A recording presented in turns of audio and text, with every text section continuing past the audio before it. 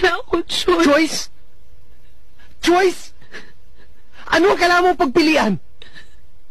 Hindi ba sabi mo, pupunta ka ng Amerika na gusto mong pagbigyan ng pamilya mo? Alex. Hindi ba pumayag naman ako?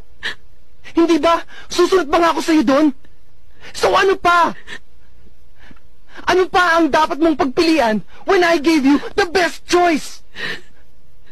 Ibinigay ko sa'yo lahat, Ana. I was willing to sacrifice everything for you. Pero binaliwala mo. Hindi pa rin ba sapat yung para sa'yo? Alex, hindi totoo yan. Ano ang totoo?